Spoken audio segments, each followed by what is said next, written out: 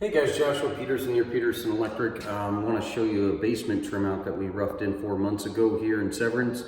A lot of people are wondering about, what's too much light, what's not enough light, as well as making up a basement. Some of you homeowners will try to do it yourself, have at it. But as far as other apprentices and people that do the electrical work, this video is try to help you a little bit with a kind of an idea of what we do and what we try to do when we bid out basements. Keep in mind that I think it's around 210.70 says that an outlet is allowed to be a switchable outlet for a room, which is going to be a living room or a bedroom. I don't think that that's wise, and I think a lot of people nowadays do not want that. Other part of a code is that they don't require to have a fourplex by code. They don't require to have TV outlets mounted up at 80 inches high, and they don't really expect three-way switches and sometimes dimmers. So a lot of that stuff that I just mentioned is extra. In fact, really one room per switch would be the best thing for a ceiling when you're dealing with a light fixture. And then if there's a ceiling fan, maybe you want to put a ceiling fan in instead. These guys didn't want a ceiling fan because of the fact that it has low ceilings, and plus it's a basement, it stays cool. But sometimes we wire 4 can lights and then a ceiling fan in the center if we can get that X factor in there so it looks good. But again, so this is kind of the layout of what we chose to do. Homeowner liked the idea, outside switch out there. This is a 3-way. We divided up the 4 cans to be separate from this area. So as you're coming down, we put these in. Try to put the dimmers in right here, in the same location, and then right over here, we dim them over here as well. And if you say, hey, how come my 3-way switch is upside down? Just go back to the other side and hit it, and it'll turn on over here upwards like you want it to. Unless, of course, it's not doing well. You've got it reverse polarity. Not polarity, reversed by the traveler. But down here, same thing. Expected, yeah, you should have a 3-way down a hallway, of course. We did have this one turn on by itself over here as you came down. As you can see that layout, there's a can down there at the bottom side. I'll talk about that in a sec. In here, cans, I like putting them against the wall pretty close so it washes the walls, bounces off, it looks nice. Could have put a ceiling fan in the center and had a couple more switches. I like to do closet lights. That's not by code either that you're supposed to have that, unless it's really like a walk-in closet that makes common sense if it's a big area. Here is not, but they wanted this. You do have to have a ceiling light rated fixture for that. You have to have a smoke. TV outlet up high, of course they don't require that. We pulled coax and TV Cat 5 there, and the customer made that up because he does that stuff. Coming down this way, a lot of you say, well, what do we do in these areas? Could we put in a light box and a pendant? I don't like pendants per se because I feel like they draw lines and they make things look really, really short. These are nice pucks that we like to put in. They're dimmable rated at 1080 lumens each, and we put it all in the same circuit, or switch leg actually, and then over to here on this one too.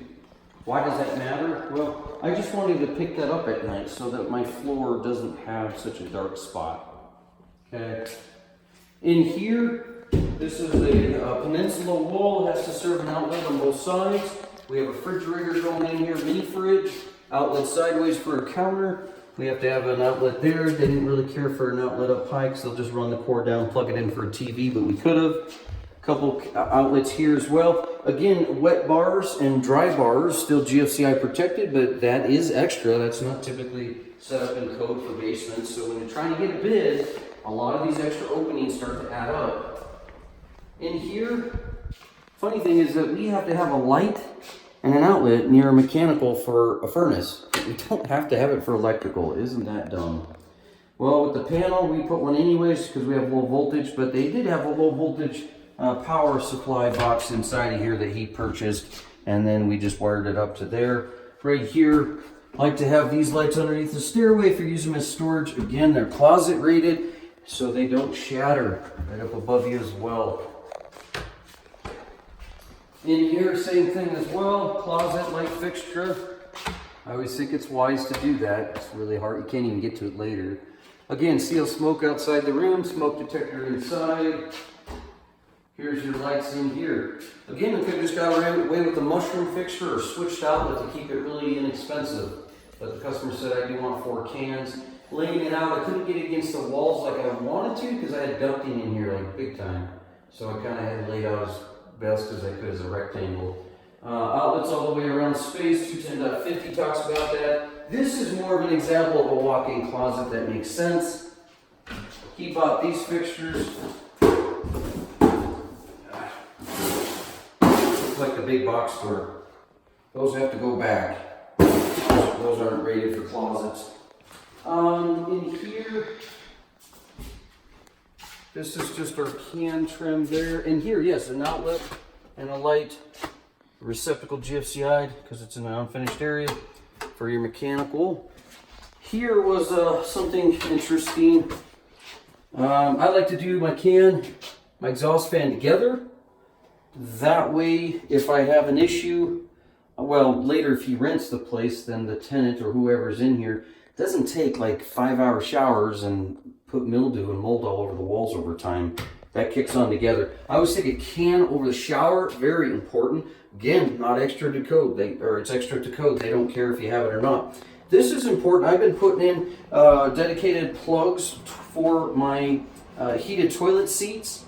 You can share the plug in the bathroom because of the fact that you have it not leaving the bathroom.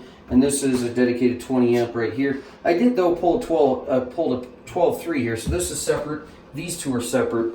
He said later, yeah, he wanted a space heater. This is a toe kick heater.